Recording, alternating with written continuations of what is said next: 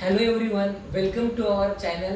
तो आज जो है हम लाइव स्टॉक प्रोडक्शन मैनेजमेंट का बहुत ही इम्पोर्टेंट लेक्चर लेके आए। प्रीवियस लेक्चर के अंदर हमने ब्रीड्स ऑफ कैटल देखा और आपने वो वीडियो देखा भी होगा और आपको अच्छे से समझा भी होगा वो। तो अभी एक नया टॉपिक हम लेके आए, पोल्ट्री डिपार्टमेंट का ये टॉपिक है, that is common bacterial and viral disease of poultry. यानी हमारे जो पोल्ट्री बर्ड्स होते हैं, अभी मैं आपको पोल्ट्री बर्ड्स का मतलब पोल्ट्री वर्ड का आपको मीनिंग समझाता है, एक्चुअल क्या होता है। बहुत सारे जनों को ये लगता है कि पोल्ट्री जो वर्ड है ये सिर्फ चिकन के लिए यूज होता है, लेकिन ऐसा नहीं है। जो भी बर्ड्स, मैं क्या कह रहा हूँ, जो भी बर्ड्स जिनका use human for food and एक पर्पज करता है, वो सभी बर्ड को हम पोल्ट्री वर्ड यूज कर सकते हैं। मतलब डेफिनेटली पोल्ट्री वर्ड बार बार हमें चिकन के साथ हम जोड़ते हैं, लेकिन जरूरी नहीं है कि सिर्फ पोल्ट्री ये वर्ड ये चिकन के लिए डिनोट हो। जितने भी बर्ड्स जिनका यूज हम फॉर ईटिंग पर्पज और एक पर्पस करते हैं, उनको बेसिकली पोल्ट्री वर्ड जो लगता है, चाहे डक हो, आपका गीज हो, जापानीज स्क्वीज हो, बेसिकली सभी जो है पोल्ट्री के अंदर आते हैं। ठीक है, तो इनके अंदर ही हम देखने वाले डिजीजेस, बैक्टीरियल और वायरल डिजीज। तो इस लेक्चर के अंदर हम बैक्टीरियल डिजीज कवर करेंगे और अगले लेक्चर के अंदर हम वायरल डिजीज कवर करेंगे, और इस तरह से हम ये जो है हमारा कॉमन बैक्टीरियल वायरल डिजीज और पोल्ट्री टॉपिक जो है वो कंप्लीट करेंगे। ठीक है, तो सभी को पता है, सबसे पहले हम बेसिक से शुरू करते हैं। हमारी खासियत ये स्ट्रेंजर वेट चैनल की कि हम बेसिक से जो लेके आपको अच्छा कंटेंट देने का जो है कोशिश करते हैं। तो डिजीज का मतलब क्या होता है, आप सभी को पता है। डिजीज क्या होता है, इलनेस।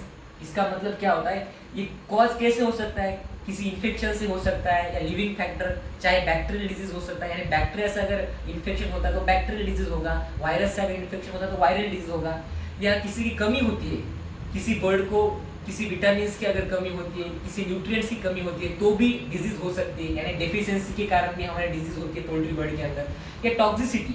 ठीक है, तो टॉक्सिसिटी या डेफिशिएंसी के कारण बेसिकली ये डिजीज होती है। तो पोल्ट्री बर्ड के अंदर बैक्टीरियल या वायरल या प्रोटोजोन, इनकी इन्फेक्शन से जो है डिजीज होती है। अब होता क्या है, डिजीज अगर पोल्ट्री बर्ड के अंदर मतलब पोल्ट्री प्रोडक्शन के अंदर डिजीज बहुत बड़ा ड्रॉबैक है। अगर प्रॉपर जल्दी अगर हमने देखा नहीं, आइडेंटिफाई नहीं किया उस सीक बर्ड को, जो डिजीज बर्ड है, उसे अगर हम आइसोलेट नहीं करते, तो बाकी जितने भी बर्ड्स होंगे हमारे पोल्ट्री फार्म के अंदर, सभी के अंदर वो डिजीज जो है वो स्प्रेड होगी। तो जो पोल्ट्री फार्मर है उसको ये समझना चाहिए, अगर कोई बर्ड अगर बीमार लग रहा है उसे, तो तुरंत वो वेटरनरी डॉक्टर की जो है मदद ले सकता है। तुरंत जो है उसे वेटरनरी यानी क्वालिफाइड वेटरनरी से जो है वो पूछताछ करके उसे ठीक कर सकता है। क्योंकि उस पोल्ट्री को जो बर्ड है वो तो मर जाएगा, लेकिन इंपॉर्टेंट क्या है, प्रोडक्शन बहुत ही डाउन हो जाएगा, प्रोडक्शन भी जो है कम हो जाएगा। बर्ड्स की डेथ के कारण प्रोडक्शन भी जो है वो डिक्रीज हो जाएगा। मतलब मेरे कहने का मतलब ये है कि डिजीज जो है ये बहुत ही इंपॉर्टेंट फैक्टर है इन पोल्ट्री प्रोडक्शन। डिजीज कंट्रोल अगर करोगे तो डेफिनेटली आपका जो पोल्ट्री प्रोसेस है, पोल्ट्री फार्म है, बहुत ही अच्छा प्रॉफिट में रहेगा। ठीक है, तो हम क्या डिस्कस करने वाले थे आज, बैक्टीरियल डिजीजेस। ठीक है, तो सबसे पहला जो बैक्टीरियल डिजीज है वो है कोलाई बैसिलोसिस। क्या है, कोलाई बैसिलोसिस। ये जो डिसीज है कॉज होता है ई कोलाई, सभी को पता होता है ई कोलाई। तो ये ई कोलाई जो है कोलाई बैसिलोसिस नाम की जो है बैक्टीरियल डिजीज कॉज करता है। अब इसके सिम्टम्स क्या दिखते हैं, बहुत जरूरी है, सिम्टम्स दिखेंगे तो ही हम पहचान सकते हैं ना कि वो डिजीज कौन सी है। तो सिम्टम्स हमें इन्फेक्शन ऑफ योक सैक, तो योक सैक जो होगा उसके अंदर इन्फेक्शन देखने को मिलता है। कोलाई सेप्टिसिमिया दिखेगा, डायरिया दिखेगा, लेथर्जी दिखेगा। अब लेथर्जी का मतलब क्या होता है, बहुत सुस्त हो जाएगा वाइन में, मतलब लैक ऑफ एनर्जी, वो ना चलेगा ना कुछ खाएगा, उसे हम लेथर्जी कहते हैं, लेथर्जी। तो lethargy, diarrhoea, colisepticaemia, infection of yolk sac, ये सब सिम्टम्स देखेंगे आपको इस कोली बैसिलोसिस नाम की डिजीज के अंदर। कौन कॉज करता है, ई कोलाई नाम का बैक्टीरिया। क्योंकि हम बैक्टीरियल डिजीज पढ़ रहे हैं तो डेफिनेटली बैक्टीरिया ही कॉज करेगा। वो बैक्टीरिया क्या है, ई कोलाई। कैसे क्योर करें इस कोलाई बैसिलोसिस नाम की डिजीज को, तो कुछ नहीं, अच्छा पानी जो है सर्व कीजिए, feed clean water, proper sanitated water आपकी उसे फीड कीजिए, अच्छा पानी दीजिए, तो डेफिनेटली जो है कोली बैसिलोसिस जो बीमारी नहीं होगी। नेक्स्ट जो डिजीज है वो है पोलरम डिजीज। इसे कॉमनली व्हाइट डायरिया भी कहा जाता है। क्या कहा मैंने, पोलरम डिजीज, इसे हम व्हाइट डायरिया भी कहते हैं। ये साल्मोनेला पोलरम नाम का बैक्टीरिया कॉज करता है, साल्मोनेला पोलरम नाम का बैक्टीरिया कॉज करता है। चलिए इसके अब सिम्टम्स देखेंगे। स्लीपलेसनेस, बेसिकली उसे बार बार नींद का जो है आना। उसके बाद हम बोले वीकनेस, कमजोरी होना बहुत ज्यादा।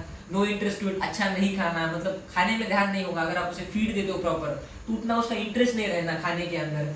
और बेसिकली जो पोलरम डिजीज है ना, अगर इसका अगर आप क्योर नहीं करते हो, प्रॉपर ट्रीटमेंट नहीं करते हो, तो ये डिसीज अपने आप क्योर होने वाले से नहीं है, अपने आप क्योर हो नहीं सकती है डिजीज। इसकी अगर आप 2 to 3 वीक अगर आप नजरअंदाज करते हो, अगर कोई पोल्ट्री बर्ड के अंदर पोलरम डिजीज है और आप नजरअंदाज करते हो 2 से 3 हफ्ते तक, तो डेफिनेटली मौत जो होना पक्की है, मतलब 100% मॉर्टिलिटी है, 100% डेथ है in case of pullorum disease, that is white diarrhoea. कौन कॉज करता है? ये साल्मोनेला पोलरम नाम का बैक्टीरिया। थर्ड जो हमारी बैक्टीरियल डिजीज है वो है इन्फेक्शियस कोराइजा। इन्फेक्शियस कोराइजा ये कॉज करता है हेमोफाइलस पैरागेलम।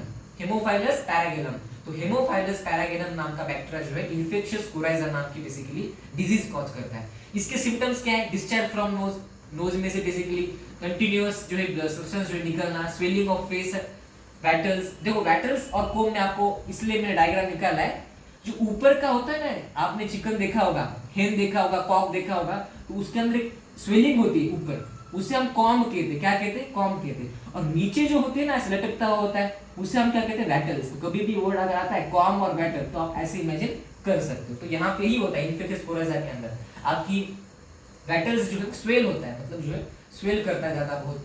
और ब्रीदिंग के अंदर जब वो हेन है या कॉक, जो भी पोल्ट्री बर्ड है, तो जो भी जो पोल्ट्री बर्ड है बेसिकली जब वो ब्रीदिंग करता है तो आपको इरेगुलर साउंड महसूस होता है, ठीक है? तो ये इन्फेक्शियस कोराइजा का ही सिम्टम आता है। और bad smell of faecal matter, जब पोल्ट्री फार्म के अंदर आप जाते हो तो बहुत गंदा स्मेल आता है फीकल मैटर का, मतलब बहुत ही ज्यादा आता है। तो आप समझ लेना कि इन्फेक्शियस कोराइजा का भी ये साइन हो सकता है। अब इसका ट्रीटमेंट कैसा करें? बहुत ही इंपॉर्टेंट है। देखो ये जो मैं लिखा हूँ नीचे टैबलेट्स के बारे में, जो ट्रीटमेंट के बारे में, दैट इज इरिथ्रोमाइसिन, ऑक्सीटेट्रासाइक्लिन, सल्फोक्लोफाइसिन, सल्फोडामाइन, ये कॉम्बिनेशन आपको देना है, ठीक है? इरिथ्रोमाइसिन, ऑक्सीटेट्रासाइक्लिन, सल्फोमाइसिन, सल्फोडामाइडिन, इनका बेसिकली कॉम्बिनेशन, इन ड्रग का आपको कॉम्बिनेशन देना है अगर आप इन्फेक्शियस कोराइजा को ट्रीट करना चाहते हो बेसिकली, राइट? ये जो है ड्रग्स इसके लिए इंपॉर्टेंट है।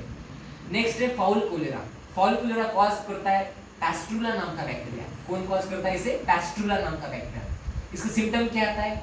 Com and water become swollen and bluish. देखो ये जो कॉम होता है और वाटर जो है जो स्वेलन हो जाता है, और ये ब्लूइश जो है नीले कलर का जो यहाँ पे बनता है बेसिकली, तो ये सिम्टम होता है फाउल कोलेरा का।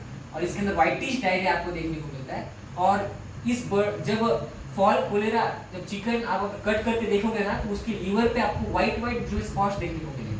तो अगर व्हाइट स्पॉट दिखते हैं लीवर के ऊपर या आपके हर्ट के ऊपर पिन पॉइंट दिखते हैं स्पॉट, तो आप समझ जाना वो जो चिकन था वो फाउल कोलेरा से पीड़ित था, ठीक है? इसका सिम्टम है। अब इसको कैसे क्योर कर सकते हो या कैसे इसे नहीं होने देना है? फाउल कोलेरा को अच्छा वेंटिलेशन प्रोवाइड करो, चिक्स को ऐसे जगह रखो जहाँ पे गैसेस एक्सचेंज अच्छा हो, ऑक्सीजन ले पाए, CO2 जो है प्रॉपरली जो है निकल जाए, तो वेंटिलेशन अच्छा प्रोवाइड कीजिए, तो फाउल कोलेरा जरूर नहीं होगा। और जो लास्ट डिजीज है हमारी दैट इज CRD। CRD का मतलब क्या है? Chronic respiratory disease. Chronic respiratory disease ये कॉज करता है माइकोप्लाज्मा गैलीसेप्टिकम। कौन कॉज करता है? ये माइकोप्लाज्मा गैलीसेप्टिकम नाम का बैक्टीरिया। अब इसे कैसे हम अवॉइड करें? अवॉइड कैसे करें इस CRD को? तो ओवर क्राउडिंग, मतलब बहुत ज्यादा, मतलब आपका जो फार्म साइज बहुत छोटा है और आपने वहाँ पे चिक्स बहुत ज्यादा डाले, तो वहाँ पे बेसिकली CRD डिजीज हो सकती है। आपको वेंटिलेशन प्रोवाइड करना है, ठीक है? अब CRD को ट्रीट करने के लिए आपको क्या करना पड़ेगा? आपको जो फीड होगा बेसिकली उस चिक का, जो पोल्ट्री बर्ड का है, उसके अंदर आपको टोमेटिन और टाइलोसिन जो बेसिकली 2 ड्रग्स मिक्स करने हैं। बहुत ही इंपॉर्टेंट है। क्या मिक्स करना है आपको? टोमेटिन और टाइलोसिन। तो टोमेटिन और टाइलोसिन बेसिकली ये फीड के अंदर मिक्स करके आप दे सकते हो for the curable of chronic respiratory disease. तो देखो हमने इस लेक्चर के अंदर बहुत ही इंपॉर्टेंट देखा bacterial disease, colibacillosis, pullorum disease, infectious coryza, fowl cholera और क्रोनिक रेस्पिरेटरी डिजीज। तो एग्जाम के अंदर पूछा जा सकता है, मोस्टली एग्जाम के अंदर क्या पूछा सकता है कि इनके कौन कॉज करता है? बेसिकली कोलीबैसिलोसिस कौन कॉज करता है? डायरिया बेसिकली कौन कॉज करता है? तो इनके जो वेक्टर है बेसिकली इनके बारे में इंफॉर्मेशन पूछी जा सकती है। और ये भी इंपॉर्टेंट है कि इनको क्योर कैसे करते हैं। जैसे कि CRD को हम क्योर करने के लिए टोमेटिन और टाइलोसिन देते हैं फीड के अंदर। हमारे इन्फेक्शियस कोराइजा को क्योर करने के लिए हम इरिथ्रोमाइसिन, ऑक्सीटेट्रासाइक्लिन, सल्फोफाइराइसिन, सल्फोडामाइडिन ये देते हैं। तो इसके ऊपर जो क्वेश्चन पूछा जा सकता है। सिम्टम्स कर सकते हो, लेकिन ज्यादा फोकस यही करो कौन ये बीमारी कॉज करता है। बैक्टीरिया का नाम जो आप अगर आपको ध्यान में रहेगा तो अच्छा ही है, ठीक है? तो थैंक यू, बहुत ही इंपॉर्टेंट लेक्चर था। अगर ये लेक्चर आपको हेल्पफुल लगा तो इसे आप लाइक कीजिए, चैनल को कमेंट कीजिए, कमेंट भी कीजिए, आप कमेंट नहीं कर रहे हो, और सब्सक्राइब भी कीजिए। Thank you.